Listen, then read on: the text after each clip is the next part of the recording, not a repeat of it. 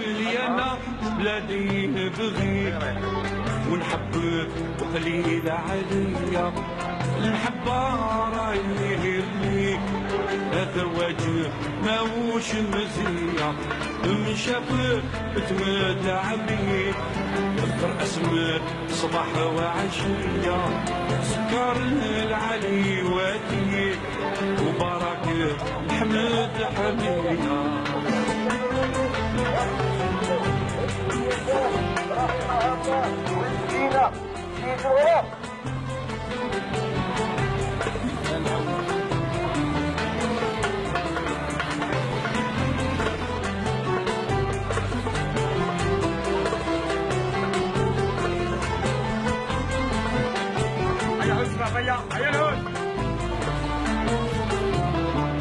الناس في التاريخ بطال زادوا لتساير عظامة ياك الأمير وبن علال داروا في فرنسا قيامة براس العالم شحال. Bienvenue dans ce numéro de Destination Algérie consacré à une ville historique très chaleureuse. Elle fut édifiée entre 27 et 25 avant Jésus-Christ par l'empereur Octave sous le nom de Zukabar. En 972, Boulourin ibn Ziri, le fondateur de la Kasbah, bâtit ici sa capitale politique sur l'ancienne ville romaine. La ville prit son essor pendant la période des Almoravides, les Almohades, puis les Éalides.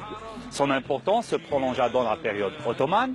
Elle devient forteresse militaire et manufacture d'armes durant le règne de l'émir Abdelkader. Elle est le berceau de nombreux moudjahidines et martyrs tels que le célèbre Ali Lapointe. Ici, nous sommes à Meliana. Bienvenue dans Destination Algérie.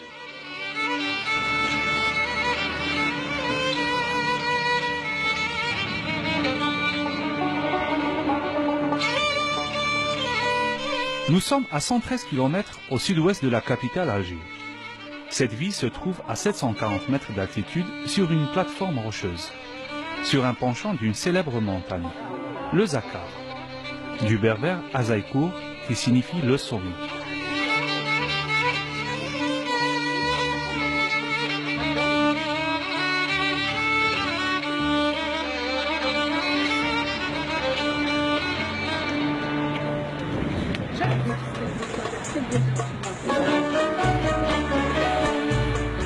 Depuis Meliana, on peut dominer une bonne partie de la plaine du Chlef. Cette position géographique a donné à la région un intérêt militaire et le passage de plusieurs dynasties a contribué au développement de la ville qui va devenir, au fil du temps, un centre de rayonnement culturel.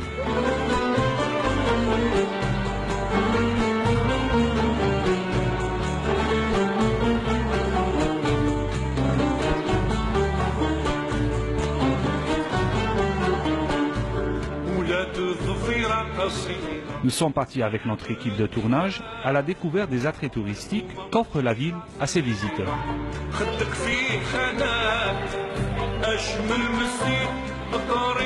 Notre visite débute par l'ancienne demeure de l'émir Abdelkader, un édifice de style mauresque situé en plein centre-ville.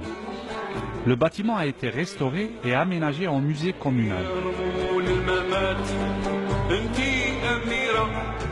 C'était l'ancienne demeure du bey de Miliana. La preuve, on appelait ça communément Dar el-Bey. Et à partir de 1835, lorsque l'émir Abdelkader est venu à Miliana, donc il a transformé cette demeure en siège de son califat jusqu'à 1840.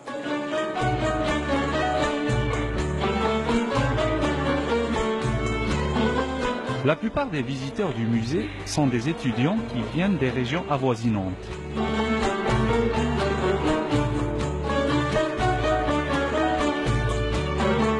Alors notre musée reçoit plus de 10 000 visiteurs. Ces 10 000 visiteurs sans compter les écoles et les associations qui viennent surtout dans les vacances. Alors notre musée est ouvert 7 sur 7, 7 jours sur 7 jours. Il y a aussi des visiteurs hors l'Algérie, plusieurs délégations qui cherchent derrière la personnalité de Sidi Ahmed Ben Youssef et aussi l'émir Abdelkader. Lorsqu'il y avait l'occupation française, à partir du 8 juin 1840, ce bâtiment fut transformé en subdivision militaire du 9e tirailleur. Et on l'appelait aussi l'hôtel du commandant d'armes. ونحبك وخليل عليا المحبة راهي ليك هذا واجب ماهوش. Monsieur Abbès était notre guide durant notre séjour à Meliana. Pour ce passionné d'histoire qui représente une mémoire vivante de la ville, tous les coins ont une légende à raconter comme ce lieu très connu des Mélianais, la pointe des blagueurs, ou la place Ali Ammar.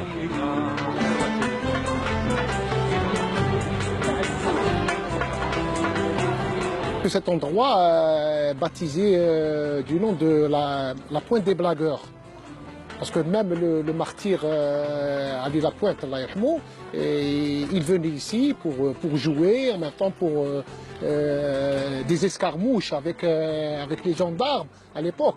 Et là, il faisait le coquin sur ses remparts. Les autochtones, les Milianais, c'est-à-dire ils connaissent Ali Lapointe, son sobriquet sous le nom de Ali Lapointe, attribué à la pointe des blagueurs, située au sud de la ville de Miliana. Les retrouvailles des anciens Mélianis sont autant d'occasions d'échanges, de blagues et d'anecdotes. اسمه مع العلماء مالو كان فكره قوان ومسس لا سما في الروخي رمزو. Le passage de l'émir Abdelkader durant la résistance par Meliana avait une importance sociale et militaire. Sa manufacture d'armes, qui se trouve dans la banlieue est de la ville, reste un témoin du génie militaire de ce chef, fondateur de l'État algérien moderne. En 1535, après, disons, l'élection de l'émir Abdelkader en tant qu'émir, la ville de Miliana est devenue sous son autorité, parce qu'elle est devenue le siège de son califat. L'ancienne manufacture d'armes de l'émir Abdelkader, qui a été édifiée en 1839. Donc les travaux ont commencé de mars jusqu'à novembre 1839 et la production des armes a commencé de novembre 1839 jusqu'à fin mai 1840, parce qu'on sait que le 8 juin 1840, les troupes françaises dirigées par le maréchal Vallée ont occupé la ville de Miliana.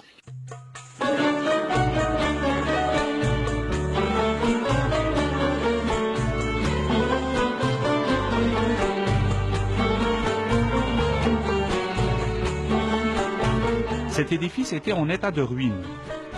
Un projet de réhabilitation a été lancé dans les années 2000, qui lui redonna son prestige et qui prit sa place de musée de la ville à visiter.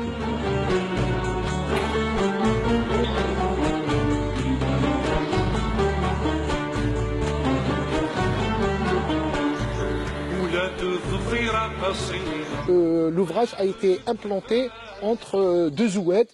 Donc, cette eau, c'était en quelque sorte, c'est-à-dire, elle constituait l'énergie hydraulique pour faire fonctionner l'équipement de la manufacture. Parce que même l'émir Abdelkader disait dans l'un de ses écrits, j'avais une manufacture d'armes à Miliana, elle tirait le fer d'une mine voisine. Et là, il veut dire la montagne du Zakar, elle était regorgée de matières premières telles que le minerai de fer, le manganèse, le cuivre, etc. Cette manufacture d'armes fonctionnait sur le principe de la forge à la catalane. Donc on voit à l'intérieur plusieurs éléments qui constituent, disons, cette usine. Donc on trouve la trompe hydraulique, on trouve aussi la roue hydraulique qui était fonctionnée avec la force des eaux, et on trouve le martinet. Donc à partir de 1845, on a une deuxième lecture historique de ce bâtiment qui est le moulin à farine.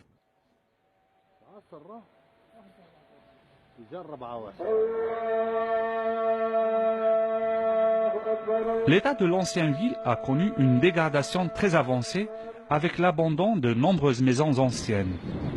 Des projets de réhabilitation ont été lancés dans le but de redonner une belle image à la ville, comme le lycée Mustafa Farroukhi que nous avons visité avec la fille de ce martyr de la liberté qui a accepté de nous accompagner sur les bancs qu'a fréquenté son père.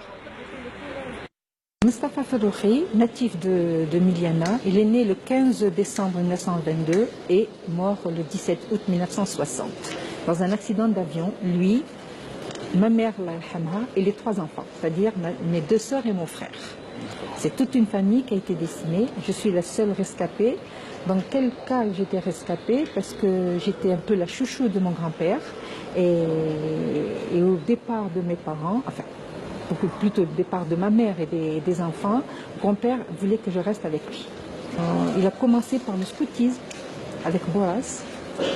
Ensuite, il a toujours très jeune, il est parti avec le PPA dans les années 42.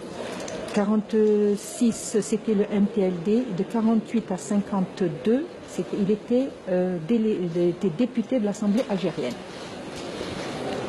Et bien sûr, 54, il y a eu la révolution et ils ont rejoint le FLN.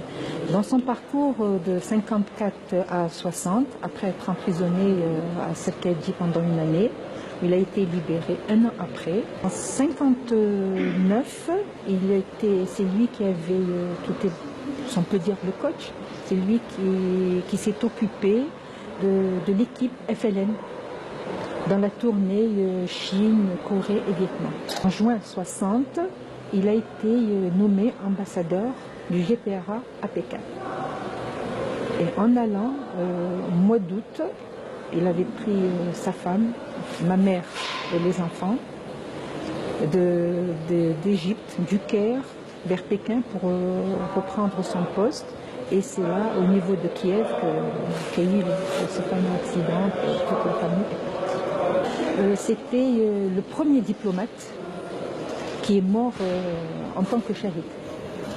Shahid Mustafa Farroukhi a fait ses études ici, dans ce collège, et en 1963, sous l'égide de Ben Bella, il a été nommé lycée Mustafa Farroukhi.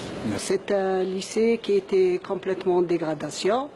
Donc l'État a pris en charge de le rénover carrément, tout en gardant l'aspect initial. Et il va être bientôt délivré à la rentrée scolaire 2017-2018. Donc ça c'est pour redonner l'image de monsieur le marhoum Farroukhi Mustafa.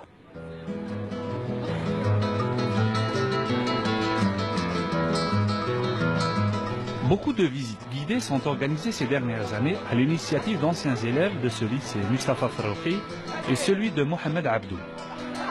Nous avons rendez-vous avec la présidente de l'association Zimbladi, une association qui est active dans la promotion du patrimoine algérien et qui organise des visites guidées dans les sites touristiques les plus importants d'Algérie.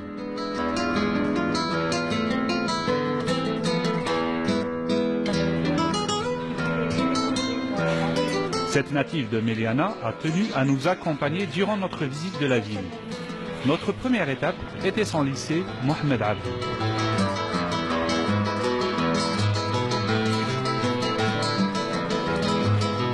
Moi, je suis de la génération des années 60, Houria est de la génération 70 et Safa est de la génération 2000.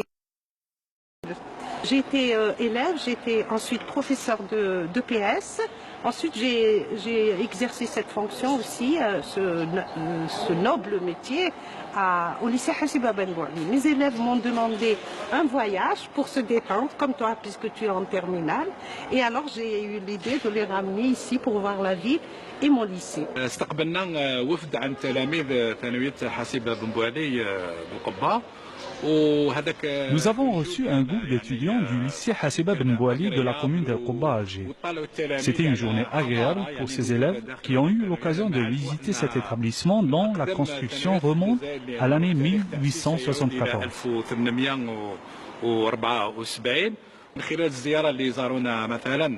À travers ces visites, nous avons instauré une nouvelle tradition qui consiste à montrer l'aspect historique du lieu, mais aussi mettre l'accent sur la réussite des élèves qui ont fréquenté ce lycée.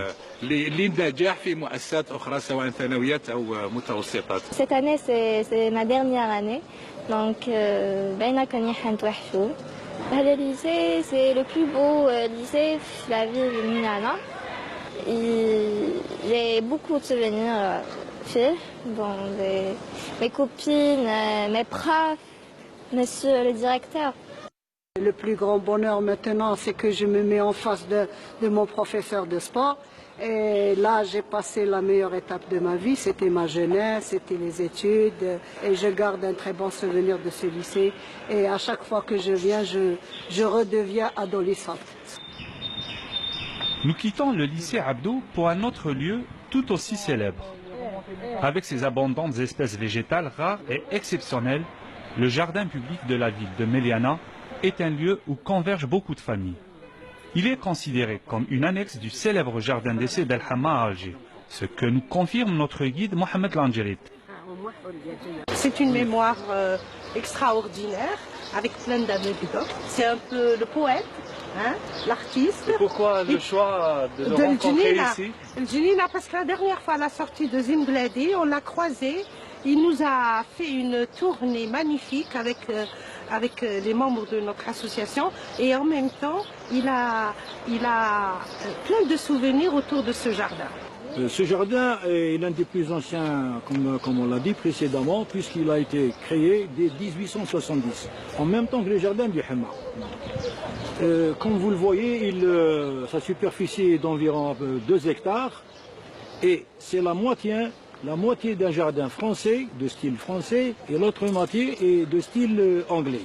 Et comme vous le voyez, il y a des arbres qui sont centenaires. Pour parler des variétés d'arbres, vous avez le cèdre du Liban, vous avez le platane, vous avez le châtaignier, vous avez l'orme, le saule pleureur, l'acacia.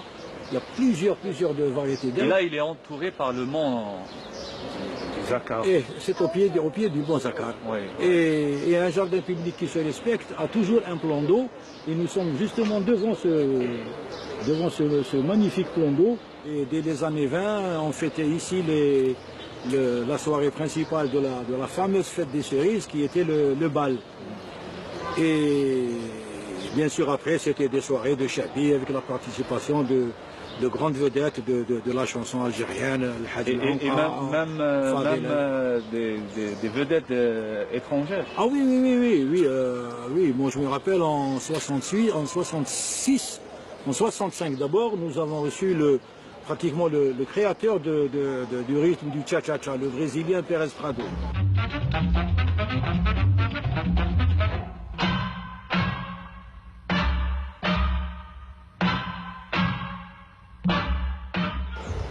Il y a même Claude Nougaro. Une année après, ça c'est l'ingéniosité et puis sans la participation de grands sponsors ou d'entreprises étatiques ou de ministères, c'est l'ingéniosité des organisateurs qui ont fait appel aussi à un grand chanteur de réputation mondiale qui est Claude Nougaro. Mais le cinéma plein air. Ah oui, le cinéma plein air, c'était, voilà, les tribunes c'est par là. La salle de projection, c'était par là. Cabine. Et la cabine, elle était là. Encore? Oui, la cabine existe, mais elle a été... transformée maintenant en kiosque à boissons. Nous sommes au pied d'un spécimen d'arbre unique dans le monde. D'abord, c'est le plus grand arbre du monde. On l'appelle le séquoia. Le séquoia du nom d'un chef indien cherokee. Cette variété d'arbre peut atteindre, d'ailleurs c'est l'arbre le plus haut du monde, il peut atteindre une hauteur de 115 mètres. Il peut avoir une circonférence entre 30 et 40 mètres. Vous imaginez la circonférence d'un arbre entre 30 et 40 mètres. Son diamètre peut aller entre 6 et 8 mètres. Ses racines peuvent s'étendre entre 30 et 40 mètres de longueur. Et son poids total peut être de 2100 tonnes. Cet arbre peut vivre jusqu'à 3000 ans. c'est le plus majestueux des... C'est l'unique ici. Ici, c'est l'unique. Il est à combien de mètres comme ça? Bon, il arrive entre 35 et 40. La petite anecdote qu'on est en bord du jardin. Oui, du nous Nina. sommes dans la partie nord du jardin public et cette partie nord est délimitée par une autre infrastructure qui est la piscine communale. Alors, elle en a vu, là aussi, c'est un endroit qui est très prisé par les Milanais. C'était une piscine qui date des années 20, des années 30, et qui a vu aussi, dans le cadre de soirées dansantes ou de fêtes. On ne parlait que de notre musique à nous. Elle a vu défiler l'Anqa, Fadel Ziria et tous les grands de ce monde, du Chabi et de l'Andalou. C'était un lieu aussi de revendication de mouvement féministe. Oui, bien parce sûr, qu'au départ, la piscine municipale était réservée qu'aux garçons et aux hommes. Et les premières les rebelles milanaises ont revendiqué au moins 2 journées pour les filles, puisqu'on ne pouvait pas être dans la mixité. Et nous l'avons obtenu, bien sûr, le droit de nager en toute liberté dans cette magnifique piscine. 2 fois par semaine. 2 fois par semaine, mais c'est déjà pas mal. Entre midi et 14 heures. Non, la journée. On ramenait les casse-croûtes, voilà. Très bien.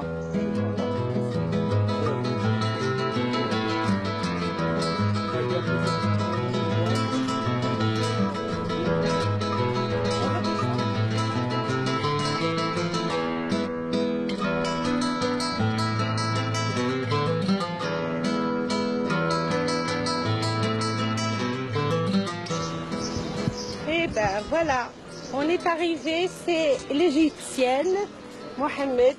À toi l'honneur pour me raconter cette belle histoire. C'est quoi l'histoire de cette égyptienne? Alors l'égyptienne. L'égyptienne, bon, cette spatule, elle a une fonction, elle sert de torchère.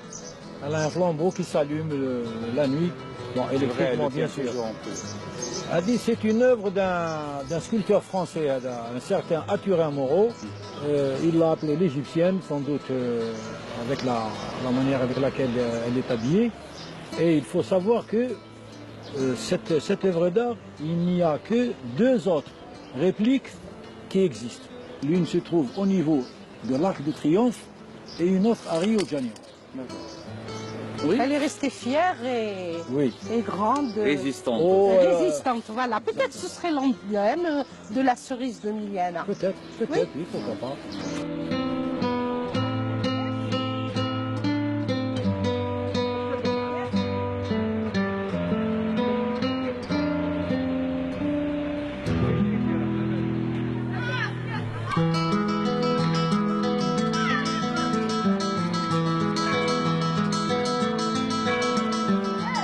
En plus de l'aspect historique de la ville, certains lieux sont incontournables.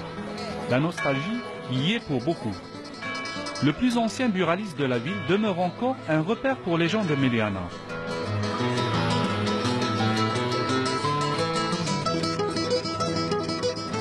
Le magasin, ça date depuis plus de 100 ans. Le premier propriétaire, c'est Mohamed Azizi, d'origine de Tunis. Quand dans les années 1920, voilà, mon arrière-grand-père l'a acheté. Même 1920, à ce jour-là, avant, il était l'activité qui était le bureau de tabac. Parce qu'Adèche, c'est de la famille agriculture, dans l'agriculture, et il faisait du tabac. Miliana, c'est une ville linéaire, etc. Même, je peux vous dire, j'habite aussi dans une maison qui a elle a environ 150 ans. Même nous avons des fresques, des mektoubines, des poteaux, des comptoirs, etc. Ça date, c'est une histoire pour moi. Et pour la ville aussi. Et pour la ville, ça, bien sûr, elle est toujours allée. Pour moi, le sentiment terre, c'est un bijou inestimable. Je suis dans le domaine du bâtiment et j'aime la rénovation des antiquités. Parce que le domaine est à l'antiquité, c'est moi qui le fais en même temps. Même s'il y a un travail à 2 jours, je le fais en 1 semaine. Parce qu'il faut avoir beaucoup de patience. Le premier, c'est pour les visiteurs qui visitent Miliana. Et Miliana, c'est une ville qui est très ancienne. هما كيجوا يشوفوا راه الاثار تاع الجدود.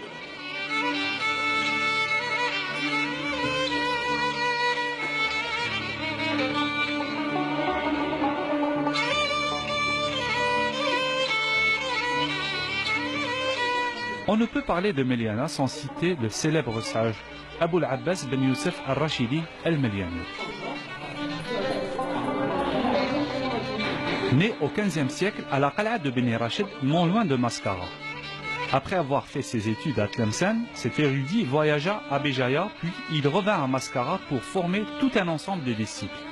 Sa réputation de théologien et d'homme sage dépassa largement les frontières de sa ville natale. Il s'éteignit en 1524 et fut inhumé à Meliana. 2 siècles plus tard, le bey d'Oran ordonna la construction de ce mausolée et de ses dépendances. Ce site est en phase de rénovation. Nous sommes ici sur un site exceptionnel, c'est le complexe monumental Sidi Ahmed Ben Youssef, qui comporte plusieurs édifices. Nous avons la mosquée sur laquelle nous sommes sur le toit de la mosquée. Nous avons la zaouia, le fondouk et le mausolée, qui fait l'objet actuellement d'une restauration de sa toiture et des arrases des murs qui malheureusement a subi les affres du temps et a subi aussi les dégradations par manque d'entretien. Donc nous attelons actuellement à la restauration de cette toiture par une entreprise locale et une main-d'œuvre locale qui, depuis quelques mois, travaille d'arrache-pied pour la restauration de cette toiture. Nous respectons bien sûr l'ensemble des procédures et des protocoles d'intervention sur un monument historique. Ces dernières décennies, nous avons eu un laisser-aller complet et un désintérêt du patrimoine. Et automatiquement, les gens qui sont venus s'installer auprès de ces édifices historiques ou à l'intérieur ont provoqué une dégradation incontestable. Donc tous ces éléments-là ont fait que certains patrimoines ont disparu.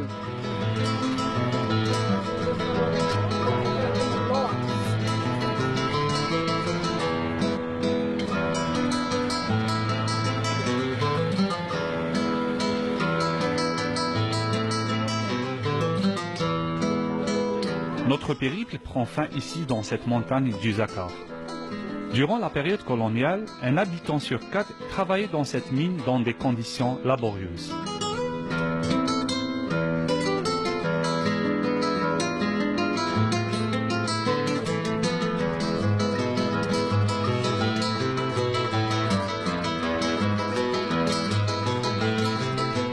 Pourquoi le minerai de fer a été choisi? Parce qu'il y a une teneur spéciale qu'on appelle d'un petit minéral qu'on appelle le tungstène, qui empêche la rouille, relativement la rouille. Et c'est pour ça que le monsieur Eiffel a choisi le minerai de fer de Meliana.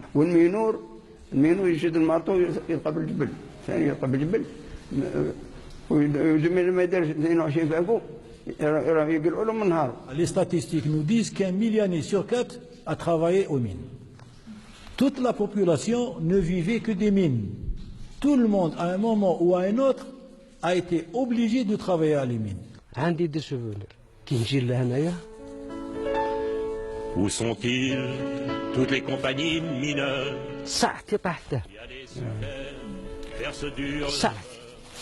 نتمنى من الحكومة الجزائرية باش مليانة هذه تعاود تحية.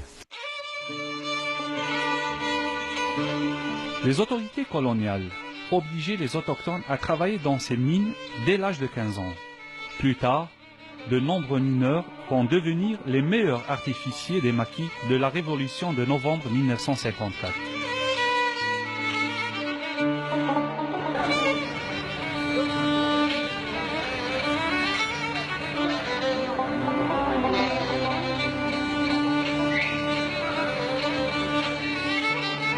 Meliana. Cette ville millénaire semble encore résister à l'assaut du temps et de l'oubli. L'hospitalité et la générosité de ses habitants font oublier aux visiteurs son état de dégradation, en attendant une volonté réelle de redonner à cette ville son prestige d'antan.